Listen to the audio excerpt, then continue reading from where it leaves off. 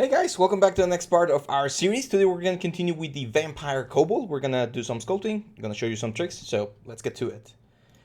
Perfect. So this is where we left off the last time we were working on this guy. Hopefully you've been working on your own version of this guy as well. Remember, these tutorials are meant to show you the tools, but also to encourage you to try them out for yourself and become a better artist. So what I'm going to do here is I'm just going to change a little bit of the proportions here on the shoulders. I think they were a little bit too narrow. And we definitely need to polish the legs, the anatomy of the legs, because they're very simple right now. The tail also looking not so good, not so cool. So we're gonna fix that, and then we're gonna jump onto the details. We're gonna finish all the fangs and some more wrinkles and stuff. And yeah, so let's go for the legs. One thing that I always show my students are the polygroups. You probably heard about this, but usually when you create a character, in this case, this one was done with C-spheres, so it actually inherited the C-sphere hierarchy, and each C-sphere chain is now linked to a specific polygroup. I'm going to clean this. I'm going to say group visible, so now every single part of the character is a single polygroup. And then by utilizing control and just control, actually, we can use mask, but I like using control and shift to go into the select lasso. I'm going to change to, oh, give me just 1 second, seems there we go. I'm going to select, for instance, the head, like this. I'm going to say group visible. And then I'm going to press Control, Shift, and drag to invert the selection. And then let's hide, for instance, the arms, like this. And I'm going to say group visible. And then let's hide, let's say, the tail. And we're going to hit group visible again. And finally, I am going to do the same thing for the legs. Something like this, and we're gonna say group visible. So every time I hit the elements, as you can see here, they got different polygroups. Now in this case, it seems like the arms and the legs share the same one, but it's actually a different one. The way you can tell is if you press Control Shift and click on a polygroup, you're gonna isolate that polygroup. So even though the colors are really close together, they're enoughly different, or they're different enough that you can actually have separate polygroups. So now I can just select the legs. Oh, and we can start working on the legs. So basic leg anatomy here. There's a very big muscle called the quadricep, which goes from here all the way towards the knee, and it usually creates quite a bit of volume here on the front side. So I'm gonna add the volume here. Muscles tend to have the most volume closer to their origin rather than the insertion. As muscles go towards the insertion point, they're gonna get a little bit more, let's say, fibers. You're gonna get like the tendons. So you shouldn't get that sort of effect. Let me grab like a round alpha to get this a little bit nicer. On the inside of the knees, we have a one of the like masses from the quadricep. I'm not sure how to pronounce it. Quadricep. Need to check my dictionary. In Spanish is quadricep, which is a little bit different. And then we have an external area right here. So it's vastus lateralis, vastus medialis, and then rectus femoris. Those are the four heads of the quadricep.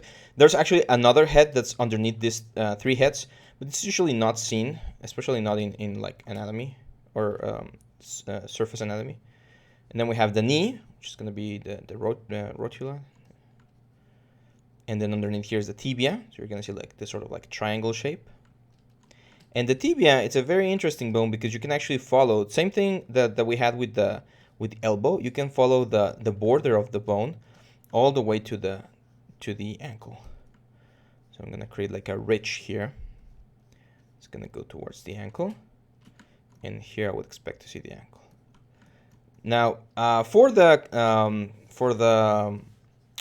muscles here on the lower leg, or the calf muscles, you have two. They're called the gastrocnemius. There's two of them, and there's this big one underneath them called the soleus, and all of them create a very nice tendon that we know as the Achilles tendon. So that one's important because it's going to give us a very nice silhouette, like back here. So I'm going to start just using my trim dynamic here to trim some of the volume here and get a more bony, fibrous looking element. See that?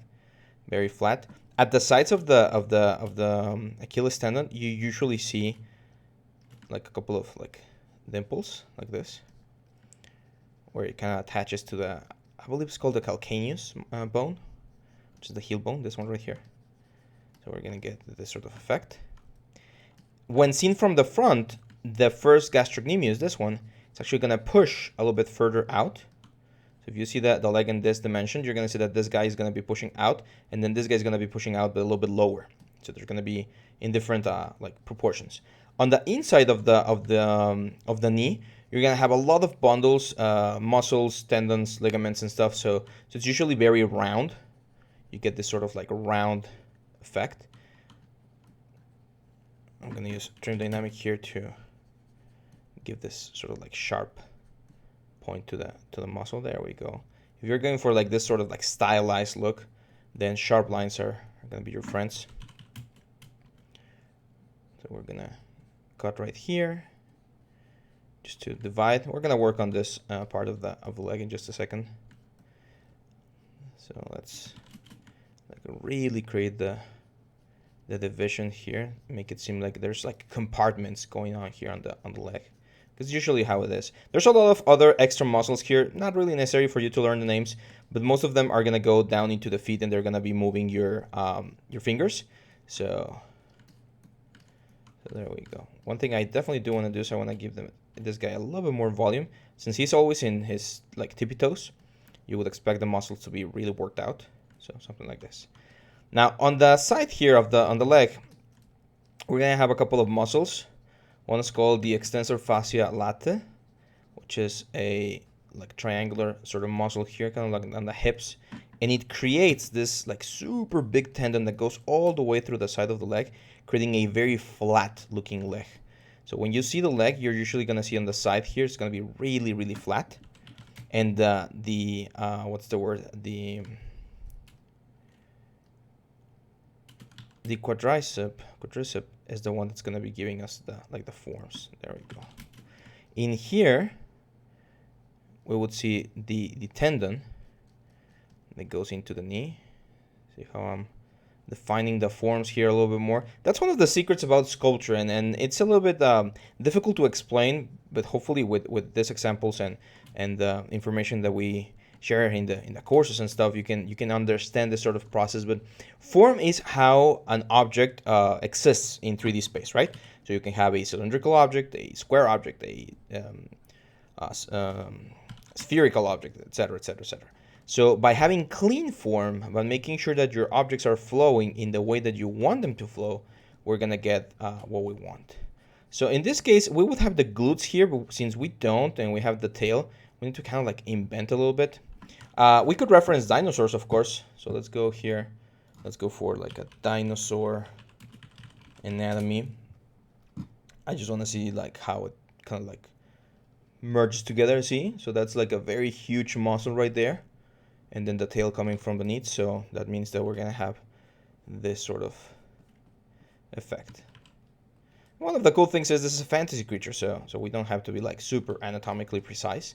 But we want to make sure it feels and looks as realistic as possible. So that doesn't look bad. I think I'm going to push this though, just to give this a little bit more of a creepy look. So you would imagine that this is sort of like where the pelvis is, right? And then from that area is where we would start getting like all of this like muscle fibers going down. And again, this is not like an anatomy study of a kobold, right? So that means that we don't really need to make sure that all the muscles are like perfectly aligned or anything, because we're going to be adding wrinkles and a little bit of fat and skin folds and stuff. So most of the things that we need to worry about is make sure that he looks cool. I'm not sure if this is a male kobold or not. One thing we could add is we could add a little bit of like a loincloth or something. I'm just going to add like a little bit of a bulge here, just to have something. Right? Because otherwise it looks kind of weird. Of course, we're not gonna go into the details of kobold anatomy or anything, but we're just gonna leave it like that, right? Just to have an indication that there's some sort of like maybe genitalia over there. And yeah, so now down here though on the feet, that's another place where we definitely need to pay a little bit more attention. So what I'm gonna do is I need to add the external part of the heel, which is going to be a little bit lower than the internal one, like that. So you're usually going to see that sort of like inclination. And then from here, I like to divide the feet in sort of like segments, right? So this is like the heel segment. And then we're going to have the metatarsal segment, which is this next one right here. And then we're going to have the finger segment. And the reason I like to do this is to make sure that it's a little bit easier to understand how to sculpt everything. So as with everything, I need to make sure that these things look good. So usually we have a little bit of volume here going into the feet. Since there's 2 fingers, I would expect there to be only 2 metatarsals. So just 2 like big bones here. And then in here, we can add a little bit of concave effect. A little bit of like a path over here on one of the sides. And then another of the paths right over here, which would be another of the sides. Now these guys are sort of like Drake or draconian kind of things. So they have this sort of like dragon, reptile, lizard looking thing. One thing I can do, and it's very common, is to add like some sort of plating here. Here's where the chisel creature brushes are actually really good. I usually don't like doing this or using these guys, but in this case, we can start adding a little bit of like the plating here. And it's just gonna save us a little bit of time, right? Just to create that sort of effect. I would of course come back here and kind of like blend these guys in, so they're just not like something that's coming out of the skin and that's it. So it needs to make sense. Everything you do in sculpting and modeling, everything needs to make sense. So up here, I think I would make the foot a little bit bigger. We're gonna have like a middle section here. Just an indication, it's not gonna be like properly modeled. And then this is where the nails are gonna be coming out of, right? Kind of like a velociraptor.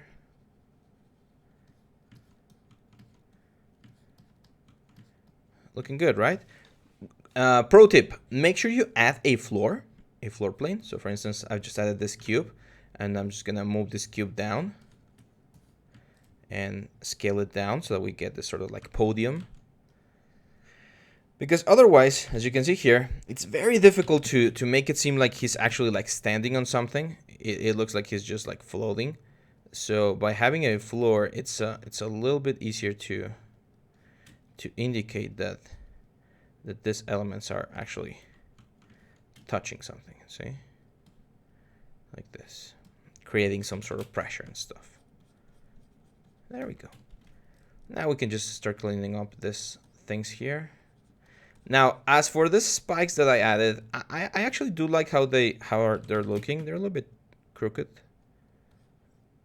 Like the feet seem to be a little bit crooked. But one thing that you should notice, or you should take into consideration, is that whenever you have a creature that has features like this, it's not very common for those features to be isolated. There's always this sort of like blend or fade off or something that allows this sort of elements to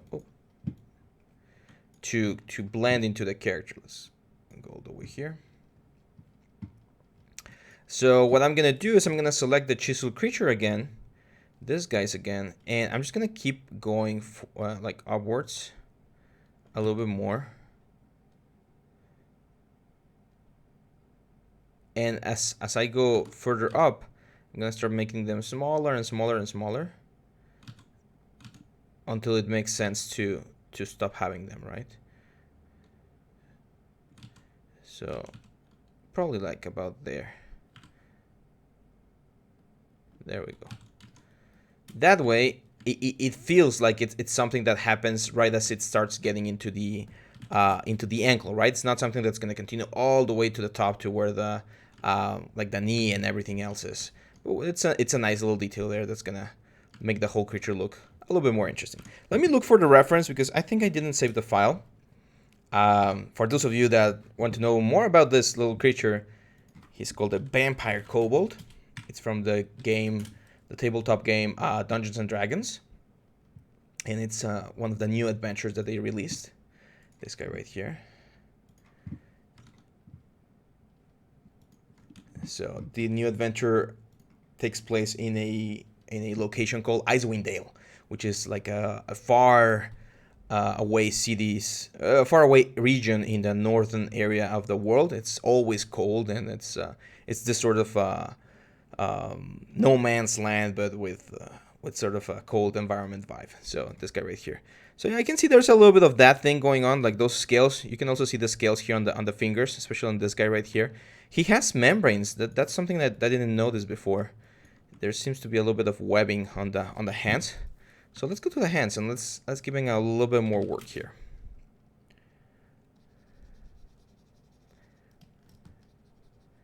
So let's add this sort of like webbing here on the hands. There we go. And we're also gonna have this sort of we can use the same chisel creature as a base. We're gonna have this sort of like scales going down, right? It's very important to try to keep it consistent. So if we have 4, I'm gonna try and make sure that all of them are 4. For instance, here maybe we have 3. You have 1, 2, 3. The cool thing about the chisel brushes, and you can find more chisel brushes online, by the way. These are the ones that come with Zbrush. But the cool thing about them is that they actually do displace the geometry. So as you can see, they're actually like creating a very nice silhouette there on the fingers, and that allows me as an artist to have a little bit more visual interest overall on the figures, right? The thing that I don't like about chisel brushes is the same thing I've been mentioning about other automatic things, is that if you don't have the tool, or if the tool does not match the project, you still need to know how to do this from scratch, right? Without the aid of this sort of things. Now, I think we're in a very good position with the character right now. However, for me to really give this guy a nice definition pretty much everywhere, like we're gonna start going into like the secondary and tertiary details, I need to convert this into a subdivision tool. This is not something everyone does. I personally love doing it because I feel like it gives me a little bit more control overall. But the decision to do so, it's mainly because it's going to give me a little bit more control on the forms.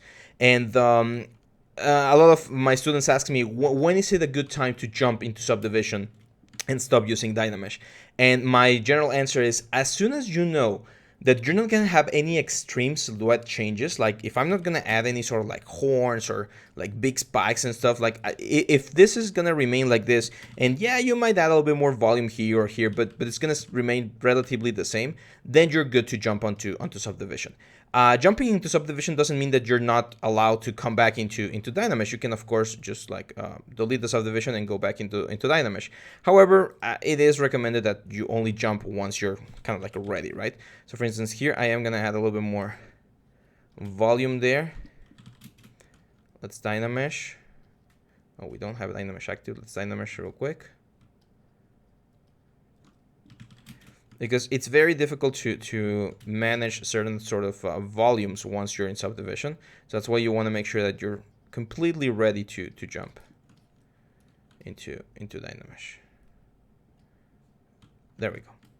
So what I'm going to do is the following. I'm going to go into my tool. I'm going to duplicate this tool, the one on the top. I'm going to isolate it for just a second.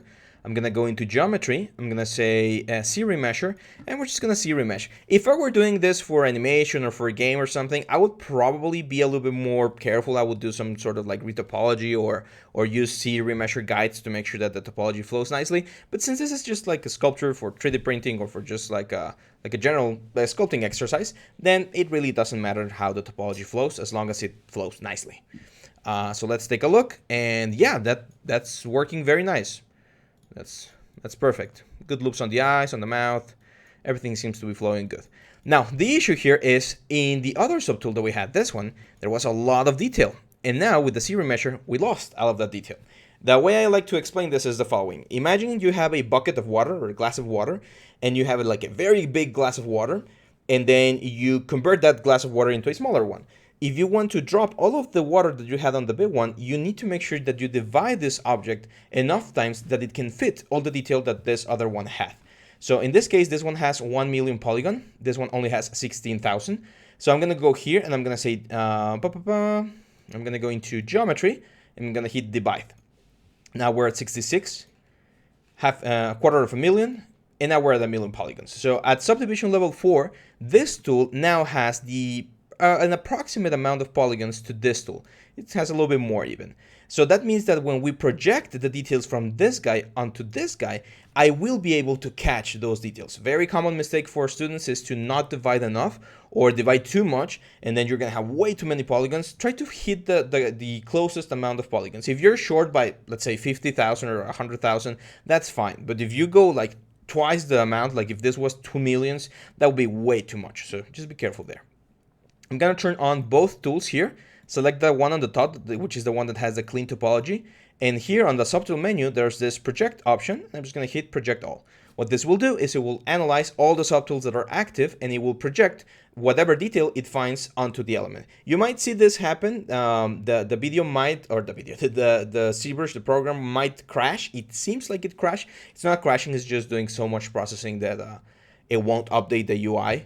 Until it's done. So quick way to check if this thing is actually dead or not. If you check your task manager, like it says it's dead, it's not dead. If you check your task manager and you see that Zbrush is actually doing something, like either the CPU or the memory are moving, yeah, see, it's totally fine. You just give it a couple of seconds and it should be fine. So now what I'm gonna do is I'm gonna turn off this one, and this is my clean topology. You can see it has this very clean topology, but without the dynamesh. So now we should be able to continue. I am gonna save this. Always good to increment and save. So I'm gonna save this as 001. There we go. And now this one we can delete. That way our tool is not as heavy and we can keep on working on this one. So let's just turn all the subtools on and we're ready to go. So now with this new subtool ready, we can definitely start going into our character and going for the nice details, the wrinkles, the folds, everything that everyone loves about the character sculpting. This is the phase where we can actually start working on. So let's start here with the eyes. Another thing I like to do is I like to isolate the area that I'm going to be working on. That way I'm not distracted by any other polygons. And it's also easier for Zbrush because it doesn't have to think about all of the polygons. So let's move this out. Let's start recreating the upper eyelid here. We want to create this sort of like flat shelf looking effect. There we go. Then we're gonna create like the tear duct and the eye back underneath here. The upper eyelid goes on top of the lower eyelid, so we definitely want to do this. I strongly recommend you also check our video here on the channel where Nalin sculpts a realistic eye. It's a very good video. Now with the Udemy standard, I can start pushing some of like these big wrinkles here to create a little bit more visual interest. As you can see, I changed the alpha of my brush to the round alpha, because round alpha will give you a little bit more of an organic look to the whole thing. It looked more like skin folds rather than just like clay tubes and stuff. So here you can see there's a lot of like folds and things going on. So let's start pushing them like really, really aggressively. I'm not increasing the geometry. This is not the final subdivision. We're going to be adding more subdivisions. But one big advice I always give my students is try to utilize all the information and all the available resolution from the level you're at before you jump onto the next one. So for instance here, same deal. We can start building up all of these areas. A little bit of texture there for the skin, and then smooth out. And see how we create that very interesting like interweaving pattern. It would be very difficult to do it by hand, but by doing this trick where I just like lightly draw on top of it and then smooth out some of the wrinkles and then go over it again, we're gonna get this very dynamic, very interesting looking skin pattern right there. Why need to exaggerate it if we want to 3D print this, because otherwise that's not going to be seen, but that's good. I'm going to go with my Damien standard here, and I'm going to really push the line here on the gums, just to make sure that the separation is working nice. On the nose, for instance, here, I kind of like that like broken kind of nose, but I'm just going to clean it a little bit. Damien standard again. I use the shortcuts. I like to memorize the shortcuts and use them. So I know that Damien standard is BSD. No, sorry, BDS. That's Damien standard.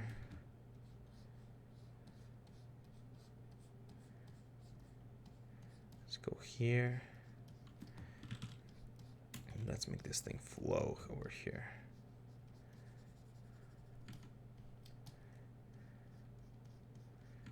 There we go, really creepy. I think there's even this sort of like division here, right? Like I know dogs and cats have them, so why wouldn't this guy, right? For instance, there, once that I created the separation, I can go back with my clay builder and fill up a little bit, just so this doesn't look that intense. Same here, just slight, very, very soft taps on the areas where the wrinkles might be a little bit too much, and that's gonna give me a lot more variation. We can also break symmetry for this kind of like sculptures. I don't like to, but if this was like a character, I would definitely break the symmetry a little bit more. Let's add more volume here on the zygomatic arch.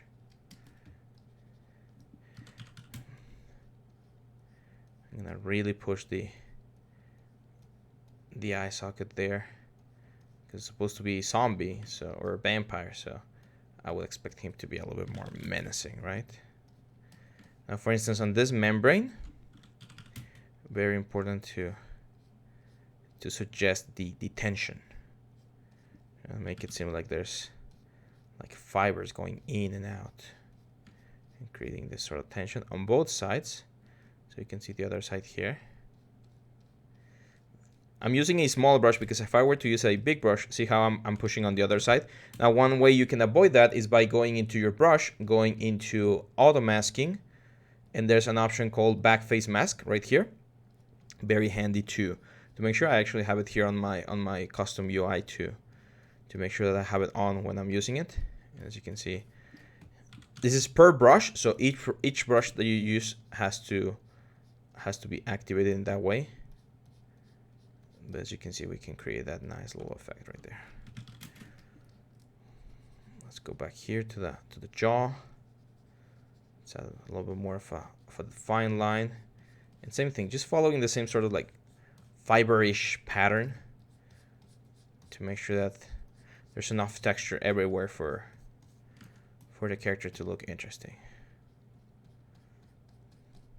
For instance, here,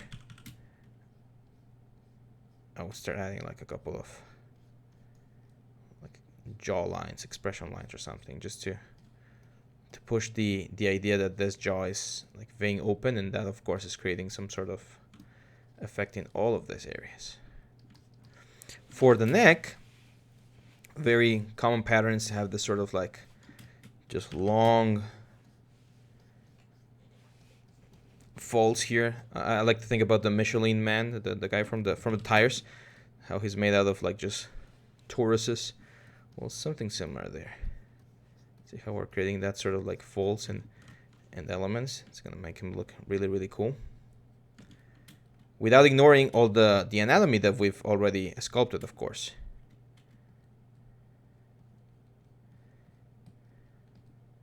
So for instance, here I can push the lines a little bit more strength to make sure that we don't forget that there's this very, very big muscle coming from the top. And just following the muscle and following the neck, we add the detail like that. I'm gonna make this a little bit more intense. I'm gonna hollow out quite a bit there on the neck to give more intensity. Same thing here.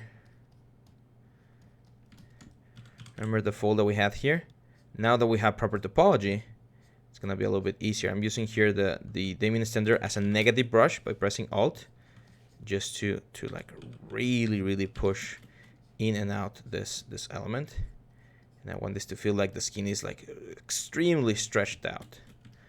Same thing here. For instance, we can add, think about like the superhero suits that we see in movies, how they have this like gaps where the cloth is like really tight. That's the kind of effect we're going for here. You can also go for like sort of a belly looking shape here. There we go. Oh, sorry. Now for the arms, this is where I would probably just add like the folds and fat and a little bit of just like texture overall. Same deal. It's just following the muscles. My best advice is follow the muscles. But now we can start adding like the veins, right? So there's this very like common vein that we sometimes see here on the arms. So we can add the vein, and then of course smooth it out, right? Because it's just an indication on the muscle. It's gonna be some very nice texture that it's gonna push the character into the next level. I'm gonna add a little bit more volume here on the deltoid. Same deal here and over here. Let's mark the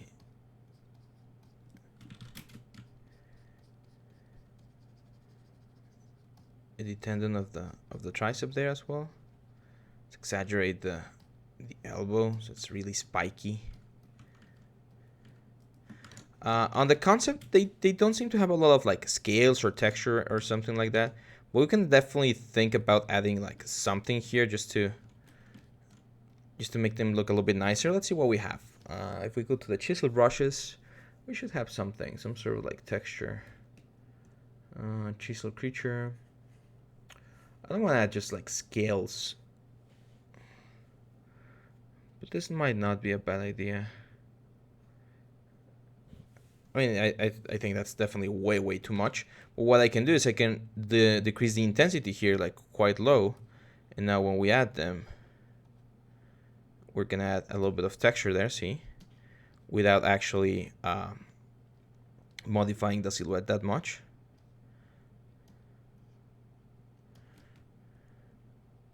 And same deal, like if we're gonna add this sort of detail, we definitely want to like fade it out, right? Like we don't want this to be completely like super big and then just leave it like that. So as you can see here, I'm creating some sort of layers to make it fade out. Like we start with these very big scales up here, and then we start going into like smaller and smaller scales, like down here.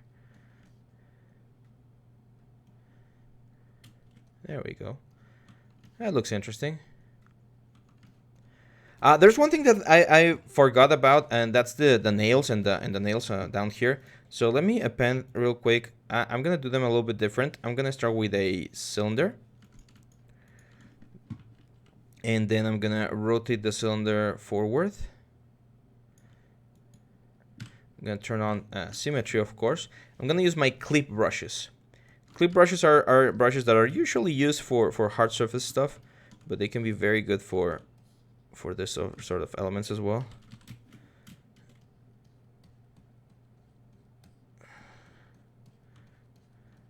So when I create this sort of like triangular looking shape, see? So the clip brush allowed me to create the form a little bit faster. Now I'm gonna go into Dynamesh, but before I go into Dynamesh, I'm actually gonna turn on Polish. So on the Dynamesh, I'm gonna turn on Polish, and I'm gonna say Dynamesh. That way, this thing is gonna be sharper.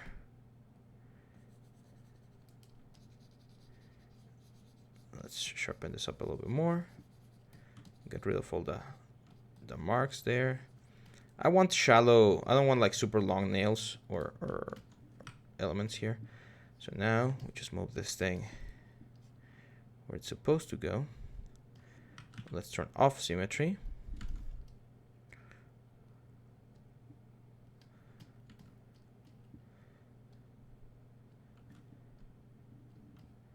We of course need to resculpt a little bit of the foot. That's fine.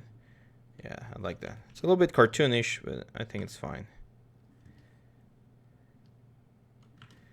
And then Control Alt to duplicate this guy.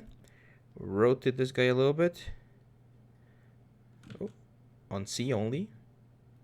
And then just position it where it should be.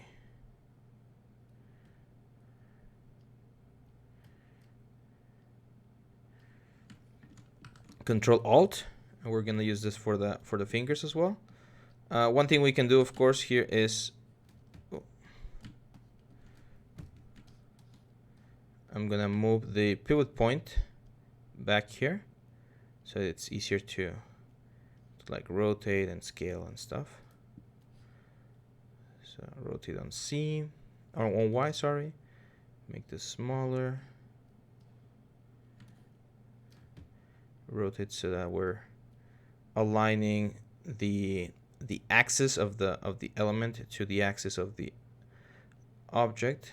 As you can see, I never use, for this particular case, I'm not using the gray circle, which is a uniform scale, because it would really mess up with the rotation. It's gonna make it a lot more difficult to get everything else into position. So something like that. And then Control Alt, duplicate. Same deal, just rotate on the Y axis, rotate on the Z axis, push on the Z axis. Let me turn off the floor here. There we go.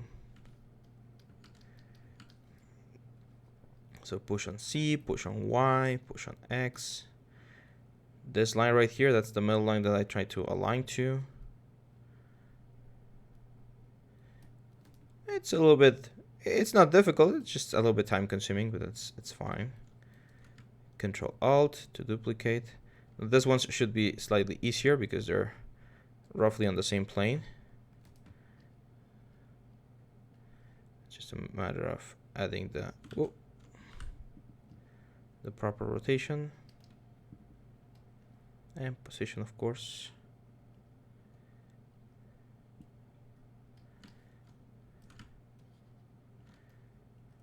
I do recommend having these elements as a separate subtool. That's important, because otherwise, when you combine them with the original subtool, you get some very weird like unions on the fingers, and it makes it look really weird. There we go. So now we have claws and like the toes. What I'm gonna do here, get rid of the mask so that everything is unmasked, and we're gonna go into polygroups first. I'm gonna say auto groups to make sure that every single nail has its own polygroup, and then C plugin, subtool master, and we're just gonna mirror. And there we go. Now comes the time of re-sculpting or figuring out these things. So I'm gonna go here. Of course, I'm gonna smooth, and I'm gonna use my newly created nail as a mask, because remember, every time you have two objects as separate subtools, the object acts as a mask. It's gonna be very, very easy. Should be easy to just like follow the general form here and create the forms for these things to actually be, for it to look like this thing is actually like following the proper form, right? So there, smooth out, there, remove, there we go. Now the fit's looking better. I think I am gonna end up adding a little bit of scales down there on the feet as well, but for now let's just leave it like this.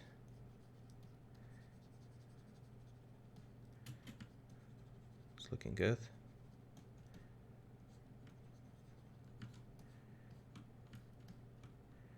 It looks like a flat surface, which is perfect. Fingers, same deal. So one way to do this a little bit easier. Whoa. Change this to select lasso. Let's select the hand. And it's just a matter of finding the elements that need to be fixed.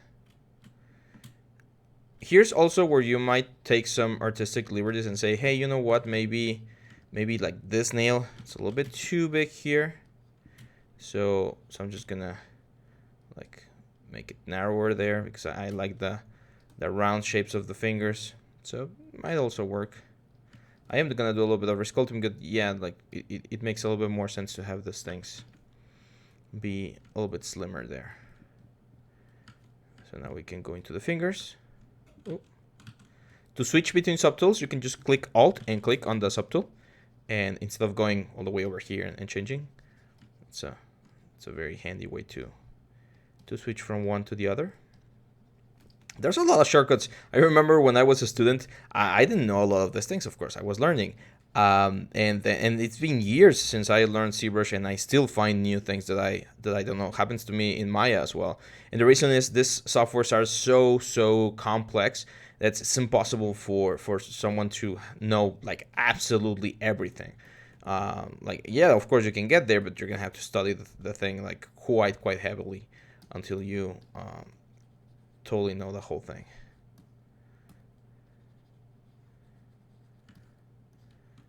There we go. How are we doing on time? Oh, we're good on time. That's great. Cool. So let's continue here on the chest now.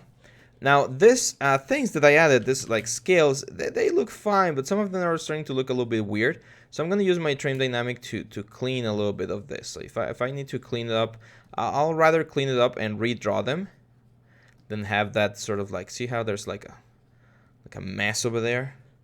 Let's go back to chisel creature and let's redraw them. That way we have a clean like scale looking pattern. And then as I mentioned, we're gonna have smaller ones here and just like a fade off where you get less and less and less. I'm gonna go with my Demian standard and let's add a little bit more detail here on the chest. I like that sort of like ray looking elements. Over here on the arm, let's define some of the main muscles. We have one here, and then on this side, on the back side, we should have quite a bit of muscles going like this. If you look at Ryu from Street Fighter 5, his forearms are crazy, man. Like the detail they added to those muscles, that's not something that you see on like a normal human being, but for that sort of like effect, it looks really cool. On the hand here, we can start adding a little bit of like the pads as well. So usually right here in the fingers, you got like this big pads. And with them in standard, we can also start adding like the lines, right? I was thinking about how many videos we were gonna have for this guy. I think we're gonna have 3 as well, similar to what we had with the grenade, because we still have a little bit of way to go. I want to go into like high frequency details, and 3 hours for a project of this sort of thing, I think it's fair.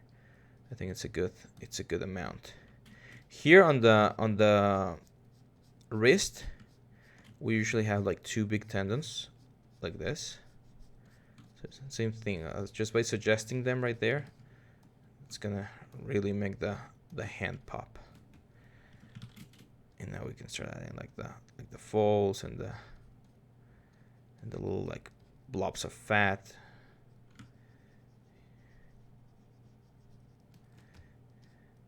This seems like the knuckles, so I'm gonna add a little bit more volume there on this like sort of like diamond shaped things. Yeah, it's looking cool. Over here, and you can see it on this concept, you can see the definition of like the knees and the muscles. For the knees, I usually just like adding a couple of lines here. Same deal for the elbows. Okay, up here, you can also add like this sort of like effect there. Let's just rough skin, because usually we have a little bit of a rougher skin on those areas.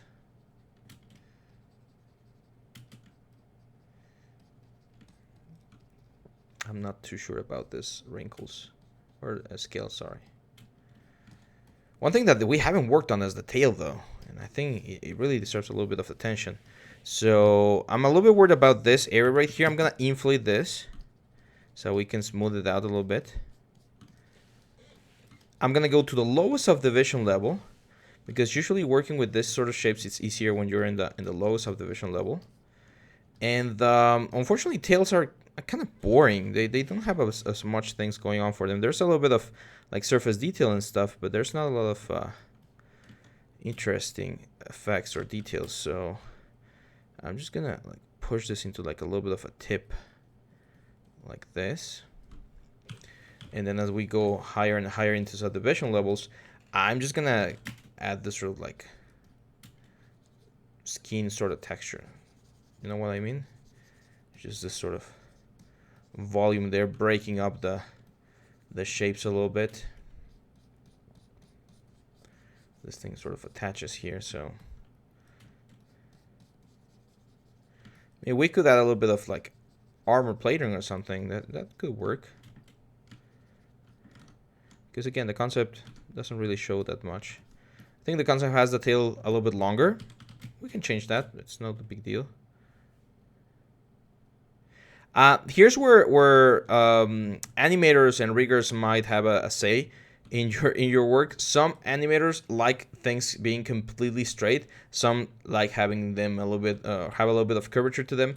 It depends. So if you're doing a character for production, make sure you ask your rigger and your animator how they want their models to be, because you don't want to be that guy that makes things in the wrong way in the pipeline, right? So we'll modifying here the silhouette a little bit to just feel like these things are a little bit too thin.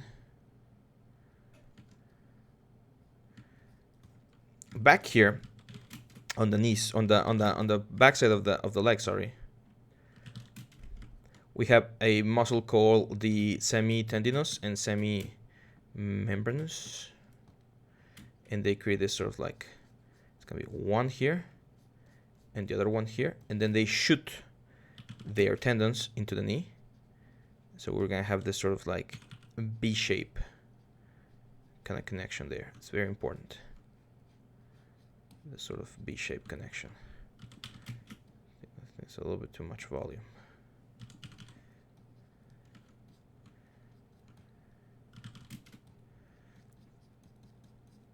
Well, at least that's what happens in humans, so that's what we're copying. Cool. So I think we're in a very good position. I think the character is looking nice. However, we're still missing a couple of things, and I want to do this final thing on this video, which is the teeth. You can see we have way more teeth than what we have, and maybe let's see if time allows it. Maybe we'll do poly paint. If not, we'll do on the next one. So I'm gonna go here to the fangs, which were looking quite nice. I'm gonna duplicate them to create a new set of fangs. I'm gonna click this button down here, which is dynamic isolate. Let me check the polyframes, and you can see that, yeah, each fang has, they're a copy of the polyframe. So I just want to have one of them. And to do that, I'm gonna go into polygroups. I'm gonna say auto groups. Now each teeth has a different element. I'm gonna select one, and then I'm gonna go into geometry, modify topology, delete hidden. So now all of the other ones are gone. I'm gonna turn off dynamic solo, and I'm gonna use this one to create the upper and lower teeth. I can't really see how many there are, but there are plenty. So I'm gonna scale this down, and we just need to start building. One thing I'm probably gonna do is I wanna make this guys a little bit thicker. So I'm gonna go into deformation, and I'm gonna use my inflate just to give them a little bit more thickness, because otherwise it's gonna be really difficult to work with them. Dynamesh, definitely increase the resolution. There we go. That seems good. Now with this guy, I'm just gonna hit Control Alt, duplicate, rotate a little bit, Control Alt, duplicate, rotate a little bit, duplicate, and make sure they're following sort of like the same line. I'll show you how to fix the other one in just a second. So this one right here, and then we have like one small one, and then another like big one here. And as you can see, that's already changing the whole silhouette of my character, right? Because we're adding way more visual interest to the whole thing. I'm gonna probably stop there. And then we're gonna do the other side, or the bottom side. So I'm gonna have to scale this. Oh, sorry, I'm gonna rotate this in Y until we're facing the other way. We're gonna start here. And same deal, like we wanna make sure that we're riding the gum, right? So as you can see, there's a little bit of inclination there. So we wanna make sure that we follow this as nicely as possible.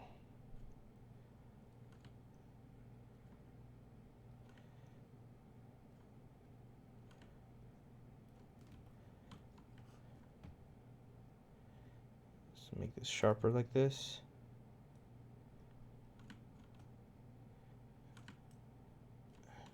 And in the concept, I do believe that there's some like forward facing ones. So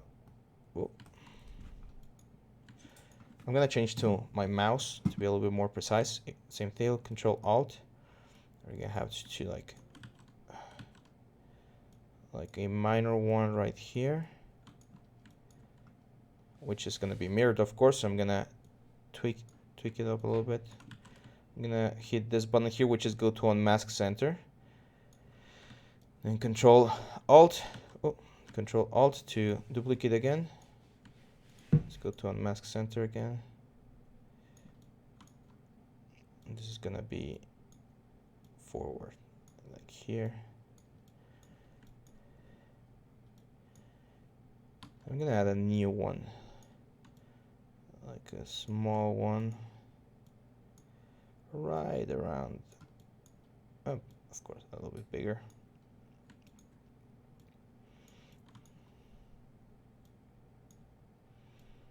Like, I don't want to cross the center line because we're going to be mirroring, and that could cause some issues.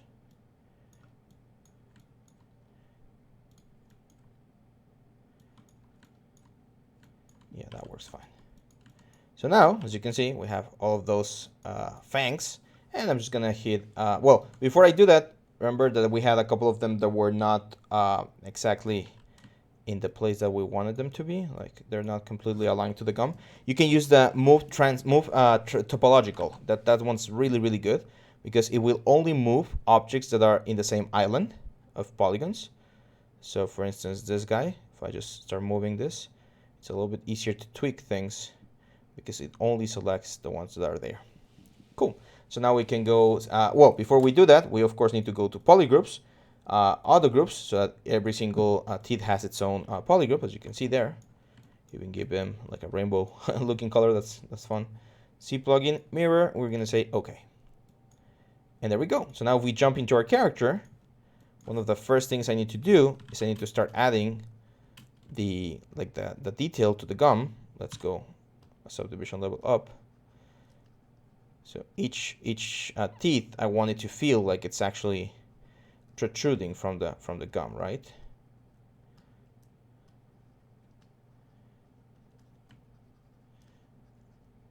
So we want to add all of these effects, and that's of course going to help give us a nicer, more realistic look to the whole thing.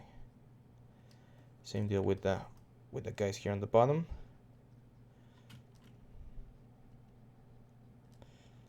It's the teeth pushing out.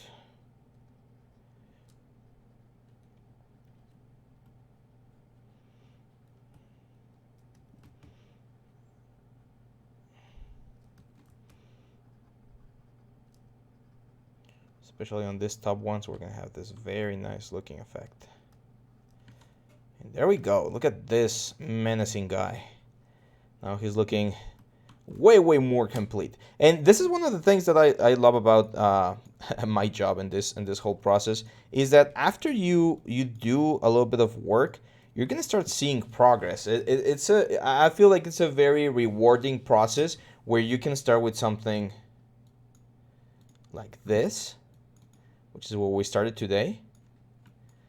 and then in a matter of an hour, you can jump onto something like this.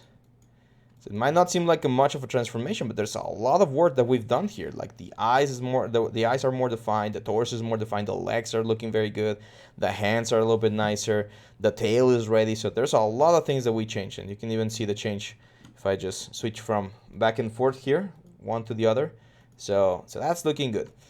Before we leave, I'm gonna leave you guys with a little bit of a sneak peek of what we're gonna be doing next. We're going to be working with Polypaint, and Polypaint is a very nice way in which we can texture our characters. So I am going to just move this thing to the side. Let me pick like a reddish color right here. I'm going to say color, fill object, and we're going to go for like this, like sort of like tan color.